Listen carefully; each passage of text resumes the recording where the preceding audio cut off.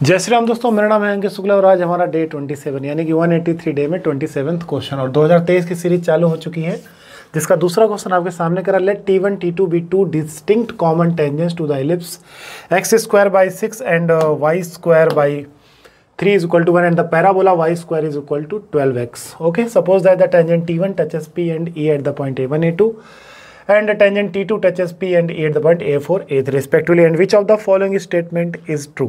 अगर मैं आपसे ये कहूँ कि ये क्वेश्चन रिपीटेड है बुक से तो आप यकीन नहीं करोगे, मुझे पता है यकीन नहीं करोगे, लेकिन एग्जैक्ट नहीं है, थोड़ा सा सिमिलर क्वेश्चन है, ठीक है ना।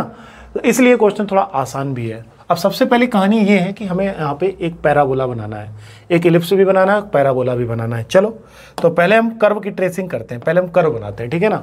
कर्व बनाने के बाद हम बात करेंगे कि हमें क्या क्या करना है, ठीक है ना। कर्व बनाने के बाद हम चर्चा करेंगे कि हमें क्या क्या कर्व को बनाना है, क्या क्या कर्व में रखना है, ठीक है। तो सबसे पहले हम यहाँ पे एलिप्स बनाते हैं। सबसे पहले क्या बनाते हैं? एलिप्स बनाते हैं। बना दिया एलिप्स। अब हम बनाते हैं पैराबोला। क्या बनाते हैं? पैराबोला। चलो बन गया parabola.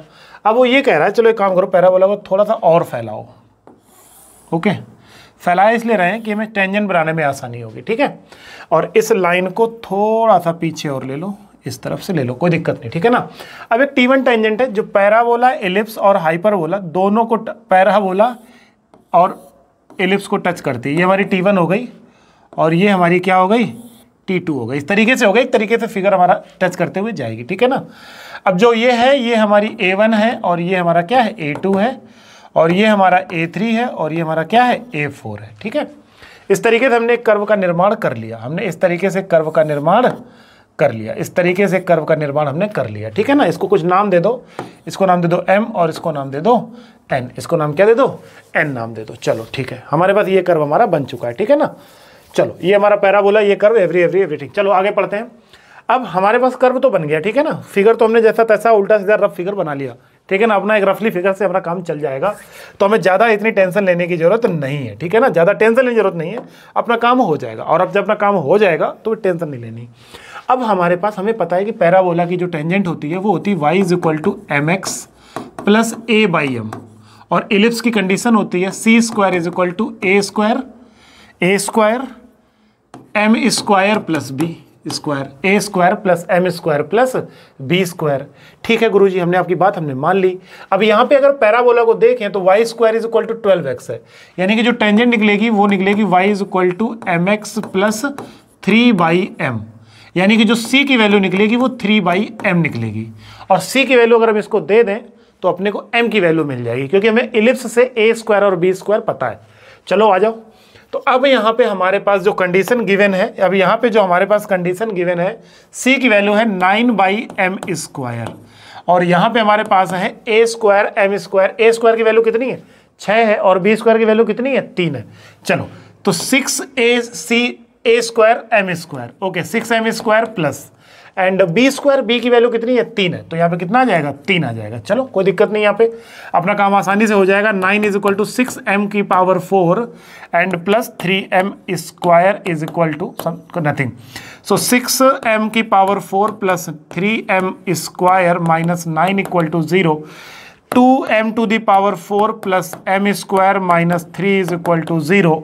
So 2m⁴ plus 3m² minus m², sorry, minus 2m² minus 3 = 0. So take 2m² common. So there is m² plus not only m² common. So 2m² plus 3 and there is -1 common. So 2m² plus 3 = 0. After you solve, m² is equal to 1. So m is equal to +-1. You get m is equal to +-1. Okay, तो m की value आ गई हमारे पास। समझ आ गया यहाँ तक कि नहीं आ गया? देखो बहुत आसान क्वेश्चन था, टफ नहीं है भाई, टफ नहीं है। दिमाग से निकाल दो, टफ है ये, ठीक है ना। m की वैल्यू आ गई +-1। अब m की वैल्यू अगर हम इसको दे दें तो अपने को टेंजेंट्स की इक्वेशन मिल जाएंगी। तो एक टेंजेंट मिलेगी y = x + 3 और एक टेंजेंट मिलेगी y = -x - 3। तो अपने को ये प्यार से भाई, प्यार से, इस प्यार से मेरी तरफ ना देखो, चलो मत देखो, यहाँ पे हमारे पास दो टेंजेंट आ गई, ठीक है ना। अब ऑप्शन की तरफ बढ़ते हैं। ऑप्शन में ये कहा है कि the area of the quadrilateral A1 A2 A3 A4 is 35 square unit, area of quadrilateral is 36 square unit, tangent T1 T2 meet the x axis at the point -3,0 और -6,0। अच्छा ये दोनों टेंजेंट जो है वो, अच्छा आंसर भी दिया गया, A, C जो आंसर है वो A सही है और C भी सही है। चलो देख लेते हैं। अब ये जो टेंजेंट हम निकाल के लाए हैं, तूफान से जो कश्ती निकाल के लाए हैं, यानी कि जो टेंजेंट निकल के हमारी आई है, उन टेंजेंट से हम ये देखेंगे कि क्या वो एक्स एक्सिस पे जहाँ पे कट कर रही हैं उसका पॉइंट क्या है। तो जल्दी से जरा एक बार इसको क्या कर दो, सॉल्व कर लो। तो y is equal to x plus 3 and y is equal to -x -3 add कर दो एक बार, ये गया y की वैल्यू कितनी आ गई 0, y 0 पुट कर दो तो x की वैल्यू आ जाएगी -3। तो ये जो पॉइंट अपने को मिला ये मिला -3,0, यानी कि बात C की सही है। C की बात क्या है, सही है, कोई दिक्कत नहीं है, अपनी सारी काम यहां से हो गए।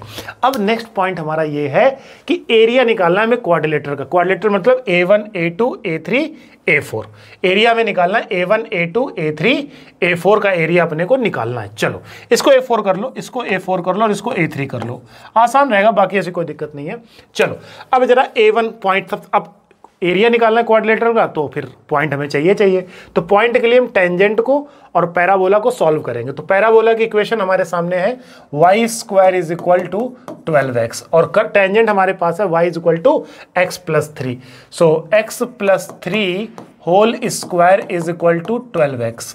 सो x square plus 9 plus 6x is equal to 12x। So x square plus 9 minus 6x equal to 0। So x की वैल्यू 3 आ जाएगी, 3 पुट कर दोगे तो y की वैल्यू 6 आ जाएगी। क्या आ जाएगी, 6 आ जाएगी। तो ये पॉइंट हमारे पास आ जाएगा 3,6। ये पॉइंट क्या आ जाएगा 3,6। इसी तरीके से इस पॉइंट को निकालेंगे, इस पॉइंट को निकालेंगे, A2 को निकालेंगे। तो जब हम A2 निकालेंगे तो टेंजेंट और एलिप्स को सॉल्व करेंगे।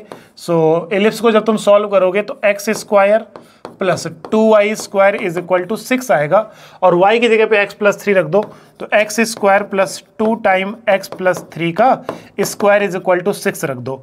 तो x square plus 2 time x square plus 9 plus 6x is equal to 6। जब इसको सॉल्व करोगे तो तुम्हें x की वैल्यू मिलेगी, तो तुम्हें A2 पता चल जाएगा। इसी तरीके से A4 निकाल लोगे और A3 निकाल लोगे दूसरी टेंजेंट से। दूसरी टेंजेंट मतलब एक टेंजेंट से ये 2 पॉइंट मिलेंगे, एक टेंजेंट से ये 2 पॉइंट मिलेंगे और जब तुम चारों पॉइंट निकाल लोगे तो तुम एरिया ऑफ ट्रेपेजियम बता पाओगे। मैं आगे इसलिए सॉल्व नहीं करूँ कि काफ़ी लेंथी वीडियो हो जाएगा, लेकिन सॉल्व कर लोगे, कैलकुलेशन बेस्ड क्वेश्चन है। मैंने आपको रास्ता दिखा दिया, अब आप सॉल्व कर सकते हो। एरिया ऑफ ट्रेपेजियम जानते ही हो, sum of parallel side into height, sum of parallel side into height. Otherwise draw triangle बना लेना तो भी एरिया निकल करके आ जाएगा। तो पॉइंट निकाल लोगे, एरिया निकल के आ जाएगा, क्वेश्चन आसानी से बन जाएगा, कोई दिक्कत नहीं थी इस क्वेश्चन में।